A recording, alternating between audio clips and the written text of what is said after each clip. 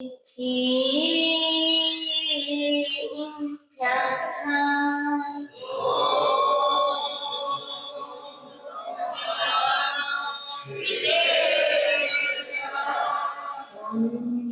तो स्वामी सिंधी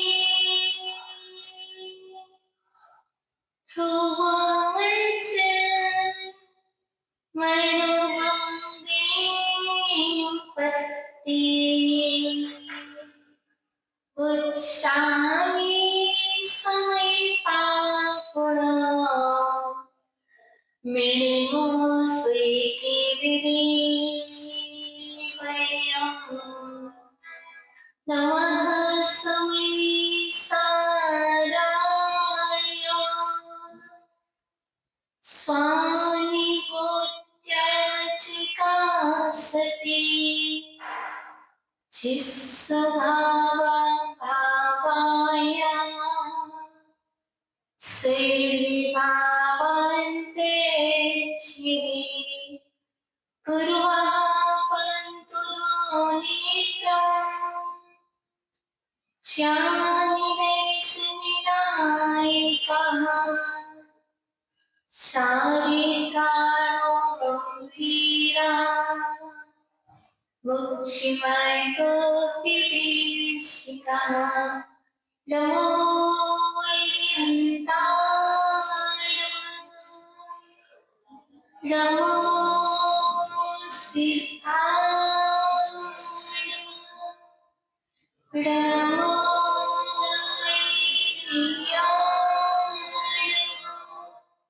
नमो वैचाय नमो लोये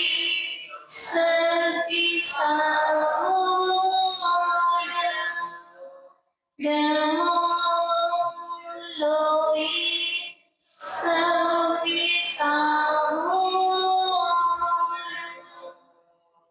परम सत्य अनंतानंद सिद्धि परमेश्वरी भगवान की दुर्गावती देवी के जन्म मंदिर से की मूल एक से प्रथम भगवान की श्री चिंतामणि पार्षद भगवान की देवी वाले श्री चंदन भगवान की भारत देवी प्रथम तीर्थंकरादिनाथ भगवान की श्री 24 तीर्थंकर भगवान की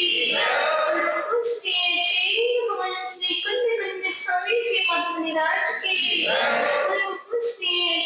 भगवान श्री उमा स्वामी जी महाराज की प्रातः सोने सारस्वत विनय चकोटी एवं शिक्षा दीक्षा दाता हमारे देवाचार्य भगवान श्री विभव सदर गुरुदेव की श्री माता की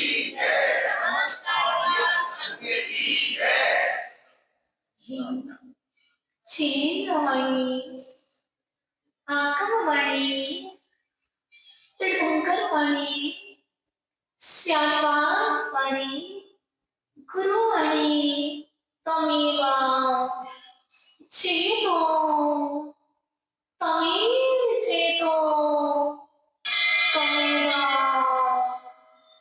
मम कंठा आगच्छतु आगच्छतु आगच्छतु। आइएगा प्रातःकालीन सत्र में आप सभी का स्वागत है। करेंगे माँ चिन्वाणी का रिस्पान।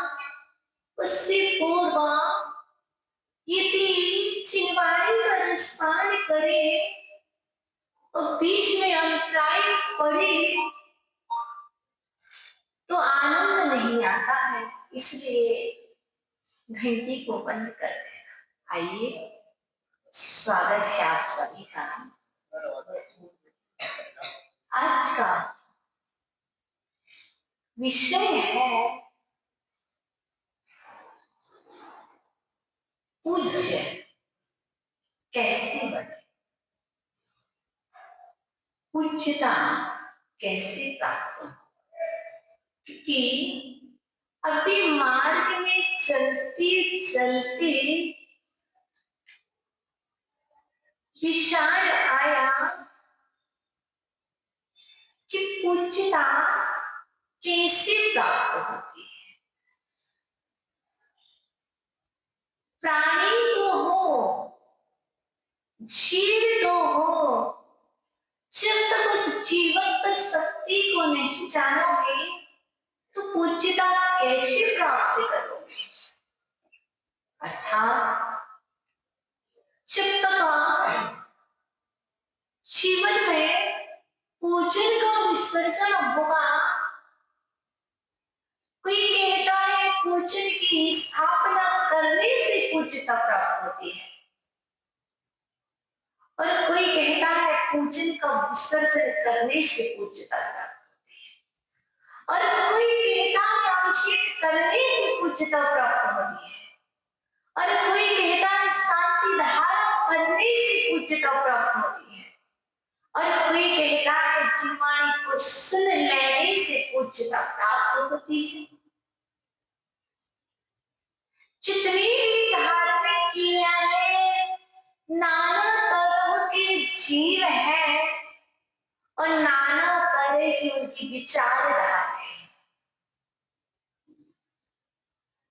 भले ही वो एक प्लेस पर जन्म लिए हो, एक स्थान में रह रहे हो, एक परिवार में रह रहे हो, लेकिन सभी की सोच भिन्न भिन्न हुआ करती है। सभी बैठे हुए श्रावण अलवर वासी है, सभी अलवर वाले कोई स्वर्ण मंदिर में पूजा करते हैं पूज्यता प्राप्त करने के लिए, कोई जैन भवन में पूजा करते हैं, कोई शालीमार में करते हैं, कोई खंडेलवाल मंदिर में करते हैं। वस्तुतः पूजन करते क्यों है? पूजा का कोई उद्देश्य होगा। जब हमें भूख लगती है तो हम भोजन की थाली पर बैठते हैं, बिना भूख के भोजन की थाली पर नहीं बैठते। बैठते हो क्या? बिना प्यास के गिलास का आदर नहीं करते हो, गिलास हाथ में नहीं लेते हो, हाथ में भी ले लो तो मुख तक नहीं ले जाते हो। तो मैं आपसे पूछना चाहती हूँ कि आप पूजा करते क्यों हो? क्योंकि मुझे आज तक समझ में नहीं आया है, आज तक मुझे समझ नहीं आया बाबा जी, आप पूजा करती क्यों हो? बता दो बाबा जी। बोले बाबा सर आवश्यक है सामग्री, इसलिए हम पूजा करते हैं। सब अपने अपने सोच से जो सुना है, जो पढ़ा है, उसी के अकॉर्डिंग आंसर रहेंगे कि सट आवश्यक दीप पूजा गुरु पास स्वाते से, है ना? तो वो अपनी बात देंगे कि सट आवश्यक में एक आवश्यक है दिनेंद्र दीप की पूजा करना, इसलिए हम पूजा करते हैं। अब पूजा क्यों आवश्यक है? क्योंकि स्नान क्यों आवश्यक? क्योंकि हम अपवित्र हैं, इसलिए हमें स्नान करना बहुत अनिवार्य है। भूख लगती है इसलिए भोजन करना अनिवार्य है ना? अब भगवान की पूजा सट आवश्यक तो है, पर हमारे लिए क्यों अनिवार्य है? क्योंकि गुणवान की पूजा करने से गुणों की प्राप्ति होती है। सभी की पूजा नहीं बदलाई, हम पाषाण की पूजा नहीं करते हैं, हम पाषाण की पूजा नहीं करते हैं, हम तो जिनेंद्र भगवान के गुणों की पूजा करते हैं, और इसलिए करते हैं कि हमें भी पूज्यता प्राप्त हो। तो पूज्यता होगी कैसे प्राप्त? काजल वाले बाबा आ जाओ, होगी वो कैसे पूजा प्राप्त? तो अर्घ चढ़ाते चढ़ाते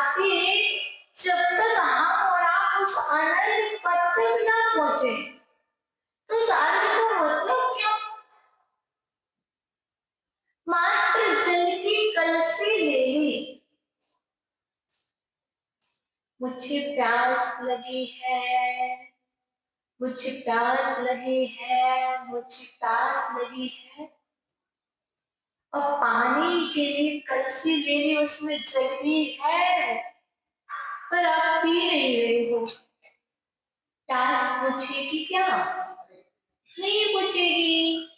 ऐसे ही आप पूजा करते करते स्थापना कर ली, जिनेंद्र देव को बुला लिया, आइए अत्र। सबसे पहले पूजा होती है कौन सी? देव शास्त्र गुरु की, ठीक है ना?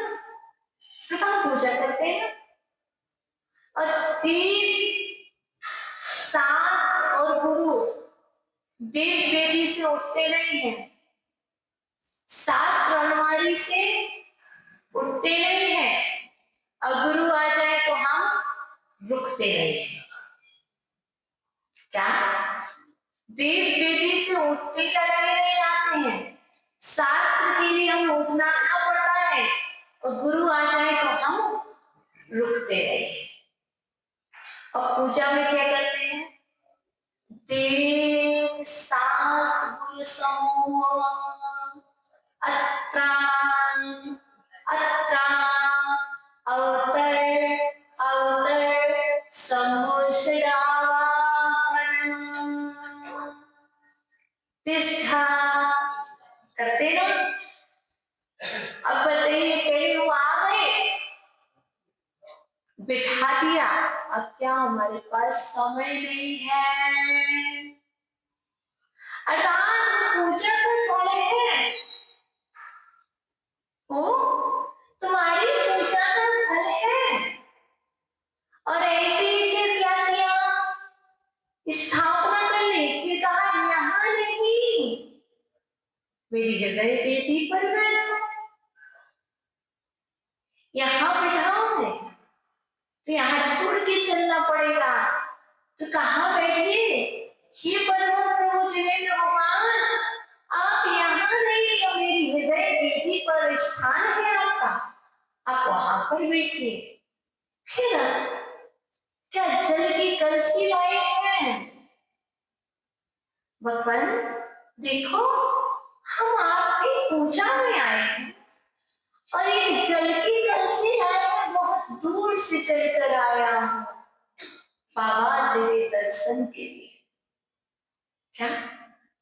बड़ी दूर से चल कर आया हूं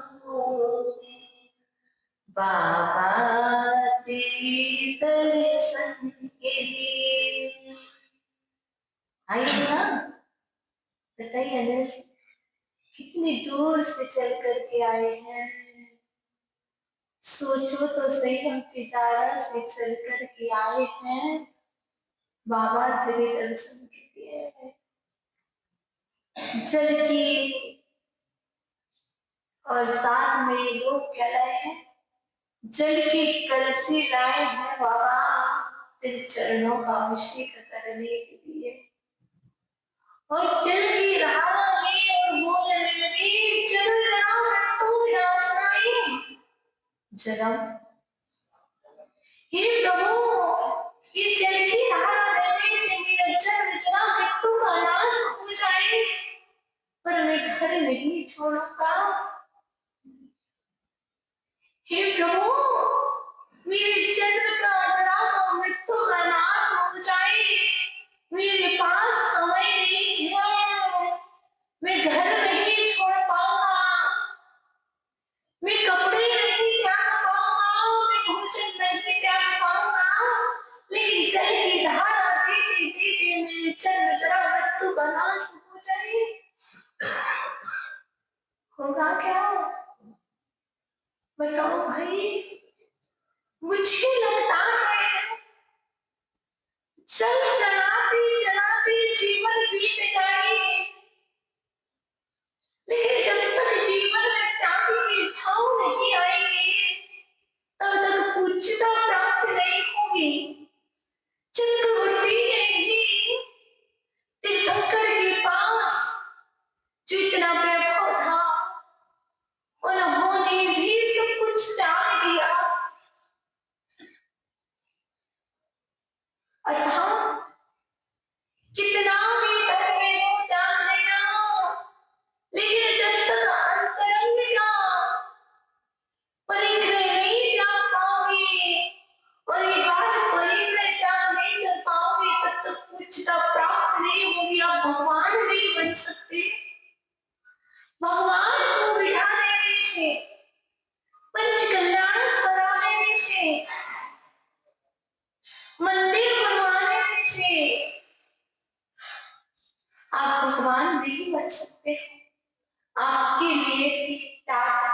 पड़ेगा।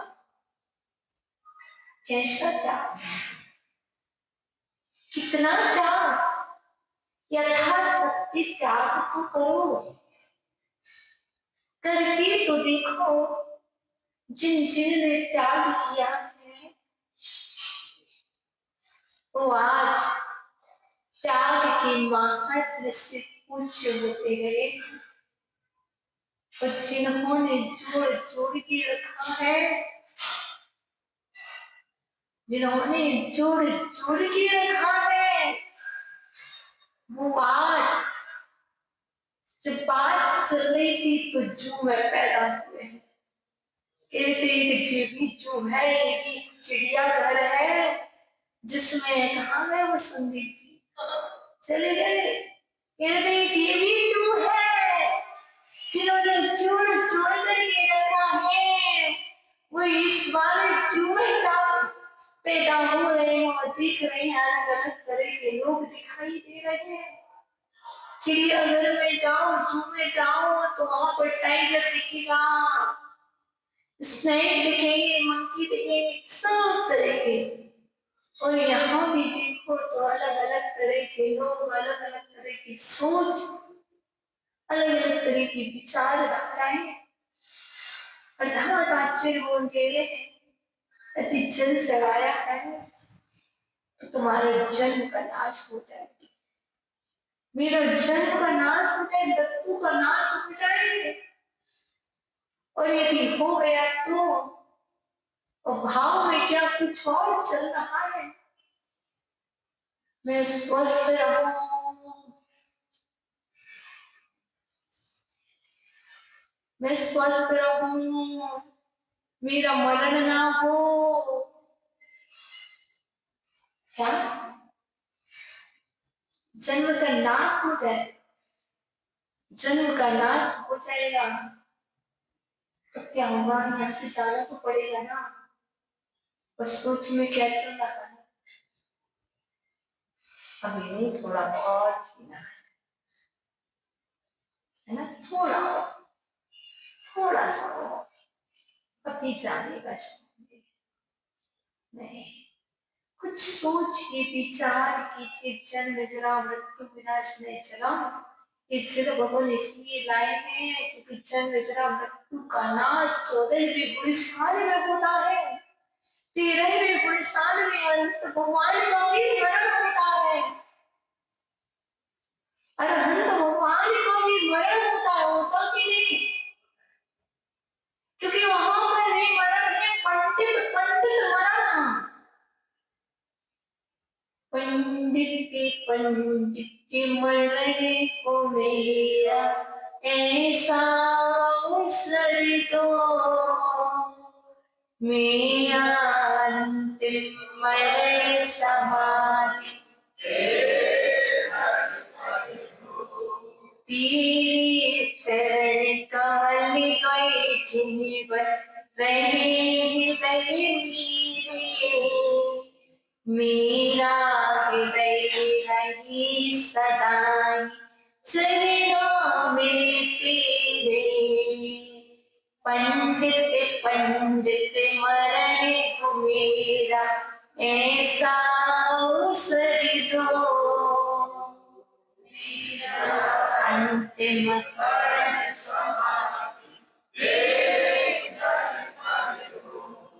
तेरी चरण,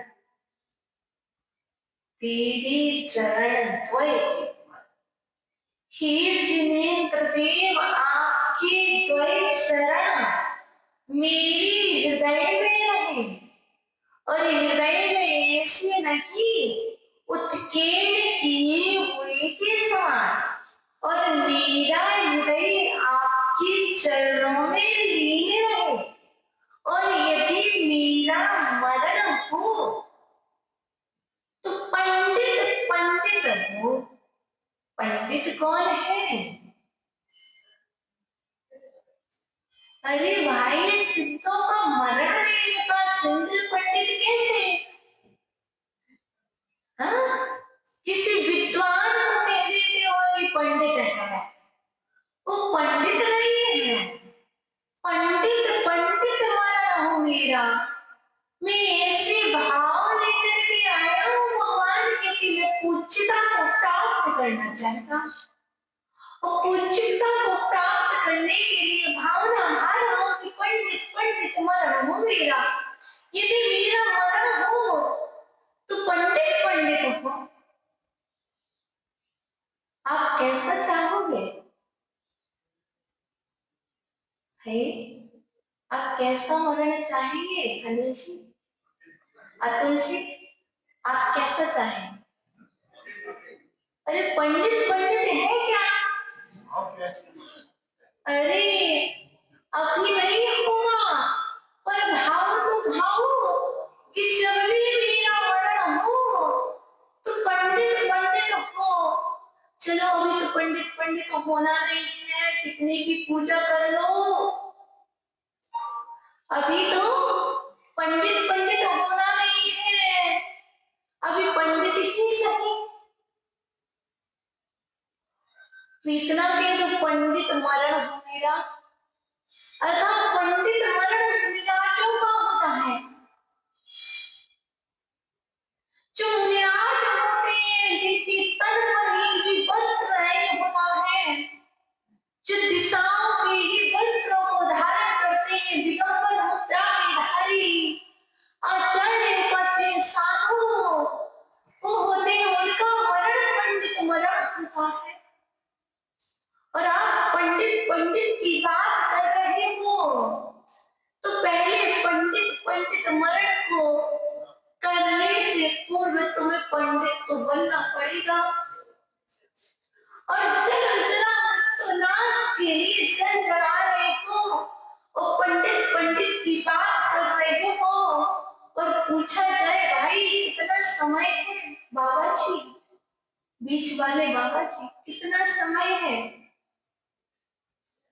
कितना समय रहा बता दो, कितने दिन बाद जाओगे, कहाँ जाओगे, कहाँ जाओगे, कहाँ का रिजर्वेशन करा रखा है।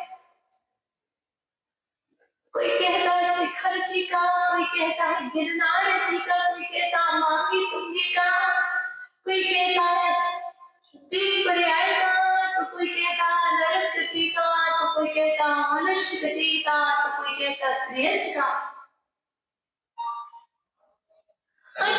देख लीजिए जाने से पहले साथ जाना और सोच लेना कि मुझे कहाँ जाना है। चार लोग उठा करके तुम्हें घर से निकाले और तुम्हारे बच्चे तुम्हारे तन से सामान निकाले, उससे पहले तुम जाग जाना, उससे पहले तुम त्याग कर देना। जो जितना सोना पहन रखा है तुम्हारी आंखें बंद होने के बाद सब निकाल लेंगे, इसलिए जागते जागते छोड़ देना। हाँ, और चार लोग निकाले, पूछेंगे पूछेंगे कितनी देर है, कितना समय लगेगा। 12 बजे हो, 8 बजे है, 4 घंटे है क्या, 4 घंटे है अभी, ये तो बहुत टाइम है। अर्थात लोग 4 लोग ले जाकर के अकेला संसार में तुम्हें छोड़े आएंगे, और एक साथ घर वाले भी जल्दी भाई जल्दी करो, भाई जल्दी करो, बदबू आने लगेगी। इससे पहले जाग जाना, और नहीं जागे तो पूज्यता कैसे प्राप्त होगी।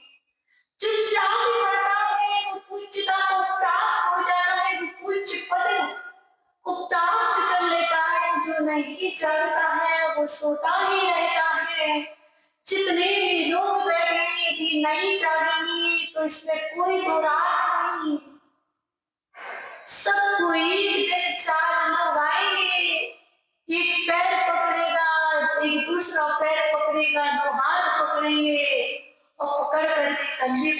पूजा करके बाहर निकाल आएंगे और अकेला छोड़ाएंगे। और तो और आपका लाड़ना और आपकी लाड़ो कोई भी होगा, वो आपको ही अग्नि का संस्कार दे करके जला करके आ जाएंगे।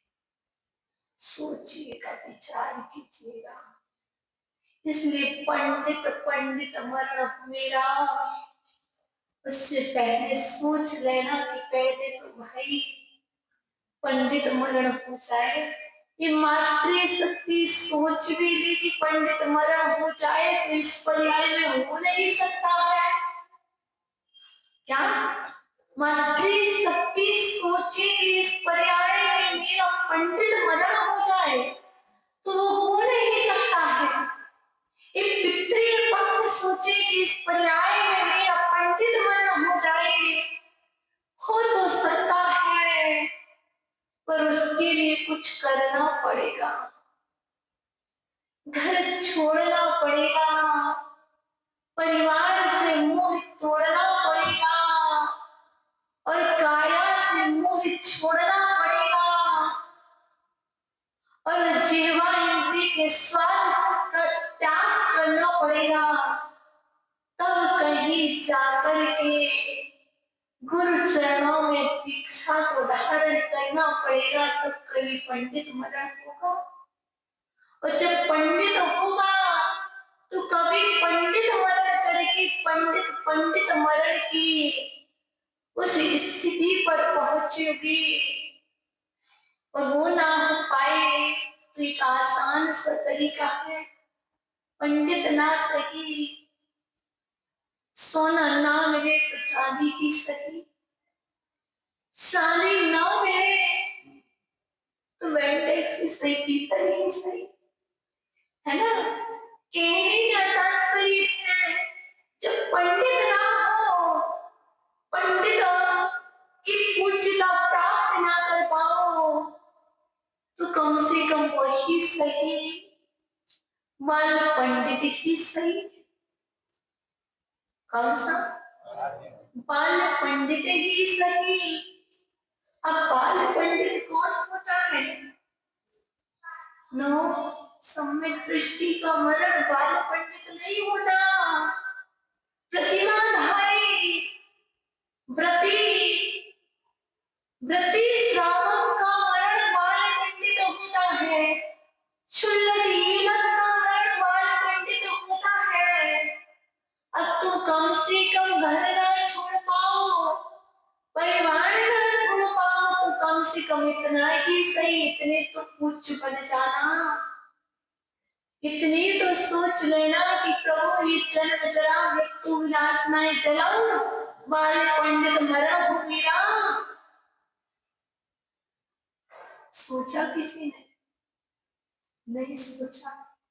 सोच लेना कि अंतिम श्वास में ही सही, एक दिन को ही सही, 2 दिन में ही सही, यदि इतना संयम ले लेना कि प्रभु इतनी शक्ति देना, इतनी सामर्थ्य देना कि अंतिम श्वास में दीक्षा लेकर के मरण करें, व्रती बनकर के मरण करें, तो बाल पंडित हो जाए। देश व्रती का मरण बाल पंडित होता है, महाव्रती का मरण पंडित होता है, अरहंतों का मरण पंडित होता है और सम्यक दृष्टि का मरण बाल मरण होता है। बाल मरण और मिथ्या दृष्टि का मरण बाल मरण होता है। हमारा बाल मरण करके आए हैं और अभी बाल नहीं बन पाए। बच्चों कहते हैं कि बालक, ये बालिका इधर आओ।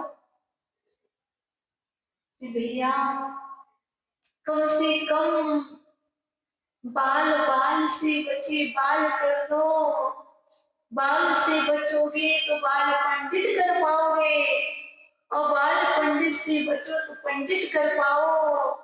और पंडित से आगे पंडित तक पहले तो इतना सा रखो कि सही वाले पंडित ही सही, फिर पंडित ही सही। और जब तक त्याग नहीं होगा आंखें तो डेली बंद होती है। क्या कह रही हो?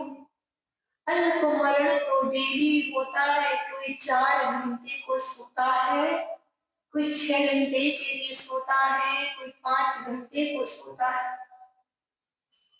और यदि वो आंखें बंद हुई, खुली ना तो सोई रहोगे। इसलिए जब तक पैरों में जान है, हाथों में ताकत है और ये मस्तिष्क काम कर रहा है, तब तक जाग जाना, वरना कोई नहीं बचा पाएगा। किसी में वो शक्ति नहीं है कि तुम्हें बचा ले।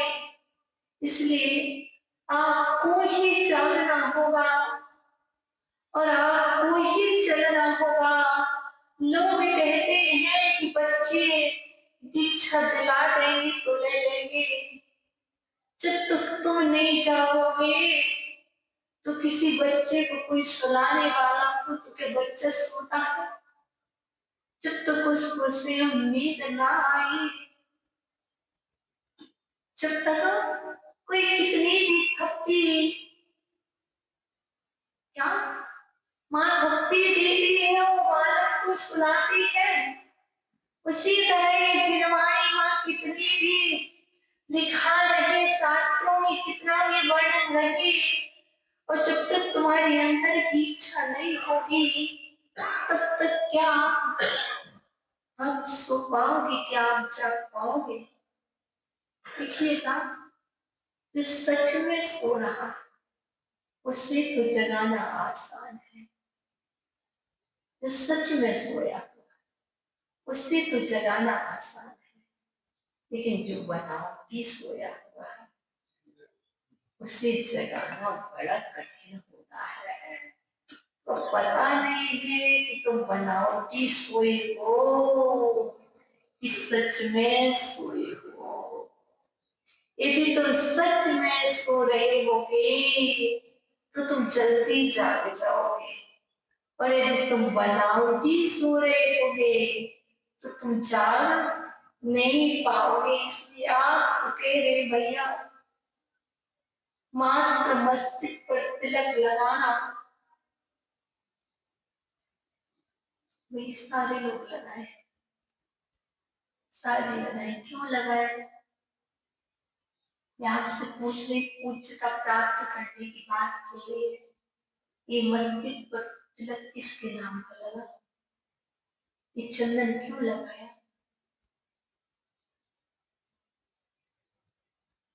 क्यों लगाया? कोई कह रहा क्षेत्रपाल जी का, कोई कह रहा क्यों लगाया। कोई रीजन तो होना चाहिए। नहीं पता ना, नहीं पता, जानना चाहते हो बताओ माता जी। कभी बताओ माता जी, बना हो कुछ तो दे दो। क्या करूं बड़ा? अच्छा कोई बात नहीं, बता रही हूँ, तुम्हारी श्रीमती से पूछ लो। पर माता हो, एक तिलक लगाना तुम्हारे मस्तक पे किसके नाम का? पूछ लेती हूँ भाई, ये तिलक किसके नाम का लगा? पड़ोसी की तो नहीं लगा। अर्थात तुम्हारी स्वामिनी कह रही है तुम्हारे नाम का तिलक लगा, और तुम कह रहे पता नहीं, तुम कह रहे थे जिनेंद्र भगवान तुम्हारे नाम का तिलक मेरे मस्तक पर लगा। क्यों लगा है? इन्होंने इसलिए लगाया है कि तुम्हारी आज्ञा से चले। इनका मस्तिष्क आपकी आज्ञा से चले, आपकी आज्ञा में रहे। आपकी जीवन संगिनी कह रही है, मेरे मस्तिष्क का तिलक बता रहा है कि मैं आपकी आज्ञा में हूं। क्या जब तक ये आज्ञा में है तब तक तिलक लगा रही हो, जब तक इनका सौभाग्य है तब तक ये तिलक लगा रही हो, जब तक तुम्हारा सौभाग्य है तुम जिनेंद्र भगवान के नाम का तिलक जिनेंद्र भगवान की साक्षी में लगा रहे हो और तुम्हें पता ही नहीं है कि क्यों लगा। हे प्रभु अभी मस्तिष्क मेरे आपकी आज्ञा से चले, आपके आशीर्वाद से चले, आपके चरणों में मैंने तिलक लगाया। अभी मेरा मस्तिष्क किसी दूसरे की आज्ञा से ना चले, अब ये सक्रिय हो जाए। सोचिए, विचार कीजिए, जब जब चंदन लगाओ तो ये मस्तिष्क भगवान जी जो कहेंगे अच्छे अच्छे कार्यों में प्रवृत्ति होगी। इसलिए चंदन लगाओ, संसार पाप विनाशना है। संसार पर पाप तभी दूर होगा जब जिनेंद्र आज्ञा को अपने मस्तिष्क में धारण करोगे, और जिनके मस्तिष्क जिनेंद्र भगवान की आज्ञा से चलता है उन्हें उच्चता प्राप्त होती है। और जो माताएं अपने जीवन साथी की आज्ञा में चलती है वह भी समाज में, नगर में उच्चता और शोभा को प्राप्त होती है। इसलिए ये व्यवहार धर्म है। आपको उच्चता प्राप्त करनी है तो छोटे छोटे से टिप्स है उच्चता प्राप्त करने के। आज मैं जिनेंद्र भगवान की जो आज्ञा है वही कार्य करूंगा। जिनेंद्र भगवान की आज्ञा है कि क्रोध नहीं करना, यदि क्रोध करोगे तो पूज्यता प्राप्त नहीं होगी। जिनेंद्र भगवान की आज्ञा है अहंकार नहीं करना, यदि अहंकार करोगे तो पूज्यता प्राप्त नहीं होगी। जिनेंद्र भगवान की आज्ञा है मायाचारी नहीं करना, यदि मायाचारी करोगे तो त्रियंच पर्याय में जाओगे। इसलिए मायाचारी से बचना, आज जो धर्म को स्वीकार करना जिनेंद्र भगवान की आज्ञा है। लोभ नहीं करना, निर्लोभ प्रवृत्ति रखना, क्योंकि लोभ करने से नरक गति का बंध होता है।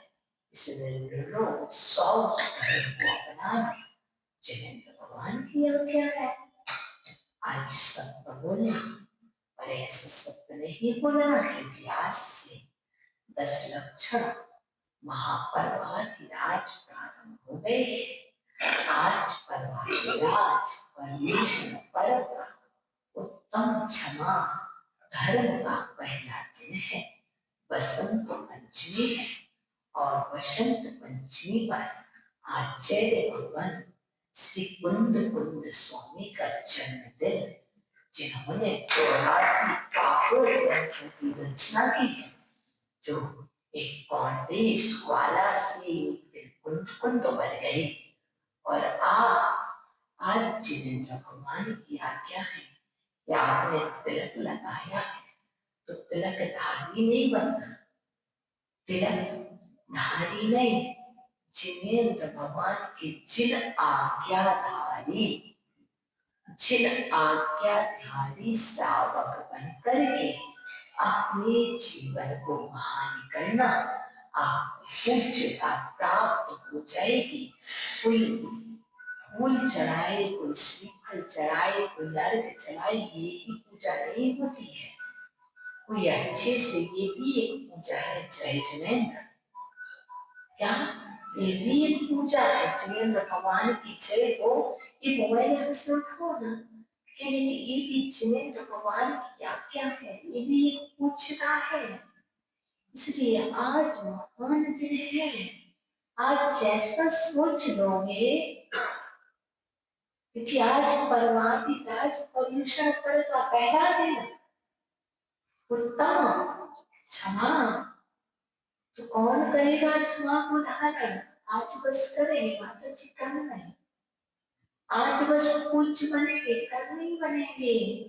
एक दिन क्षमा को धारण करने से भगवान नहीं बनते।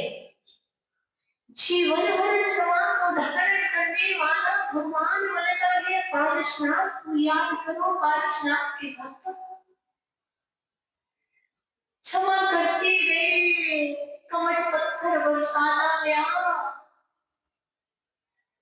बिजली गिरती गई, बारिश होती गई, तूफान चलता रहा, लोग कुछ भी कहते रहे, लेकिन पारसात जी ने क्रोध को धारण नहीं किया, क्षमा को धारण किया, तो क्षमा के नीर बरसाते रहे और वो भगवान बन गए। यदि पारसनाथ जी थोड़ा सा क्रोध कर देते तो भगवान न बनते कि आपके चक्र पर हम कहाँ लगाए तिलक, यही क्यों लगाया तुमने, और कहीं लगा लेते। और नाव तिलक भी करते हो, अभिषेक के टाइम पर करते हो ना, क्यों हाथ में क्यों करते हैं? अरे मेरे हाथ में चिड़े भगवान कहीं गलत चिड़े ना जाए, इन हाथों से भी गलत काम ना हो। कर्ण में भी लगाते हो, हे जिनेंद्र भगवान इन कानों से भी गलत ना सुन पाओ, हृदय में भी लगाते हो। अर्थात जिनेंद्र भगवान हृदय में तुम्हारा ये वास हो, कोई दूसरे का मेरे हृदय में वास ना हो जाए। अर्थात नव तिलक और चंदन लगाने का महत्व तो जानिए। अरे सब लगाते तो हम लगाते हैं, सब मंदिर जाते तो हम मंदिर जाते हैं, सब 10 लक्षण मनाते तो हम 10 लक्षण मनाते हैं। पहले रीजन को जानिए, जब तक ये नहीं जानेंगे तो पूज्यता कैसे प्राप्त हो गई, नहीं होगी हमारे लिए। बिना उद्देश्य के हमारे चैनिकों में जन दर्शन में कोई भी क्रिया नहीं है। कोई ना कोई जो भी क्रिया है उसके पीछे कोई ना कोई उद्देश्य अवश्य है, उद्देश्य छुपा हुआ है। इसलिए विसर्जन करोगे पूजा होगी माना की, क्योंकि समय बहुत हो रहा है, विसर्जन हो रहा है, पूजा हो रही है। इसके बाद क्या होगा, शांति पाठ होगा, है ना। अर्थात पूजा प्रारंभ की थी तो विनय पाठ किया था।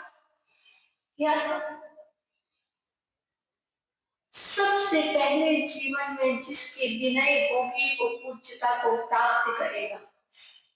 पूजा कह रही है जिसके जीवन में विनय होगी, हाथ जोड़ना, नमस्कार करना, ये विनय है। और जिसके जीवन में विनय होगी वो पूज्यता को प्राप्त करेगा। विनय पाठ से पूजन प्रारंभ होती है और शांति पाठ से पूजन समाप्त करते हैं। अर्थात अपने जीवन का विसर्जन करो, अपने इस देह का विसर्जन करो। सबसे बड़ी पूजन है कि आप अपने जीवन में एक विनय पाठ को जीवन में धारण करें। पूजन की थाली पर खड़े हो तब विनय पाठ नहीं है, 24 घंटे के लिए जीवन में विनय पाठ को धारण करें, है ना, 24 घंटे। और जब जीवन का अंत समय आए तो जीवन में शांति के साथ विनय है जिसके जीवन में, उसका जीवन शांति के साथ शांति पाठ, शांतिनाथ मुख शशिधारी, है ना।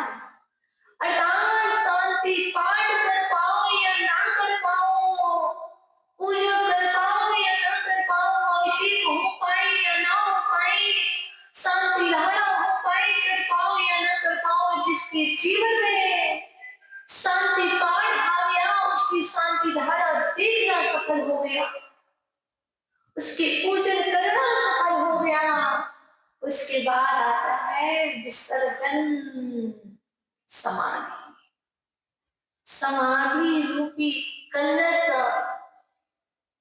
समाधि रूपी शिखर पर वही जाएगा जिसके जीवन में विनय हो, जिसके जीवन में विपरीत परिस्थिति में भी शांति होगी, वह समाधि को धारण कर पाएगा, उस उच्च पद को प्राप्त कर पाएगा।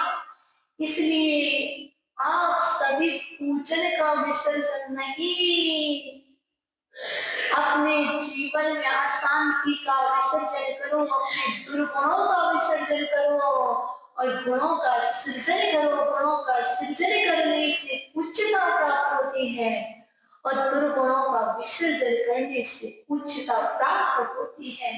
हम और आप तो पूजन का विसर्जन कर दिया, अब चलो अब बात करते हैं। अर्थात उच्चता इसलिए आज तक प्राप्त नहीं हुई, हम पूजा तो कर रहे हैं पर पूजा के रहस्य को आज तक समझा ही नहीं है।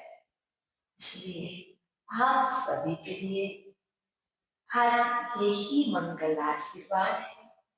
कुंद कुंद स्वामी का आज जन्मदिन है। एक दिन तुम भी मंद मंद बुद्धि वाले, क्या मंद मंद बुद्धि वाले हम सब भी कुंद कुंद स्वामी की तरह संयम को धारण करें और संयम को धारण करके अपने जीवन को सफल करें। ऐसी उच्चता प्राप्त करने के लिए सबसे पहले विनय पूर्वक कुंद कुंद स्वामी आज जहां भी हो, दीप पर्याय में हो, जिन्होंने 84 पावड़ी की रचना की है, हम यहीं से बैठ करके उनके श्री चरणों में अक्षय अनंत बार नमन करते हैं कि जैसा आपने ज्ञान था, जैसा आपने संयम धारण किया था, वैसा हम सबको प्राप्त हो। नमोस्तु अजय भगवान। ये विनय है। आओ आज क्षमा को धारण करें। उत्तम क्षमा, आपके जो जो शत्रु हो आज उनको क्षमा करना और आपने जो जो गलती की हो आज आप अपने आप को भी क्षमा करना। ऐसी जिनेन्द्र भगवान की आज्ञा है। तो बनाओ अभय मुद्रा। मैं सभी जीवों को क्षमा करता हूँ, सभी जीव मुझे क्षमा करें। मेरी सभी जीवों से मित्रता है, किसी से भी भेदभाव नहीं है। हे भगवान, यदि मेरे द्वारा अज्ञान के वश होकर के, अहंकार के वश होकर के कोई अपराध हो गया हो, तो इस जिनालय में निवास करने वाले समस्त देवतागण मेरे अपराधों को कानून पकड़ ले रहे हैं, मेरे अपराधों को क्षमा करें।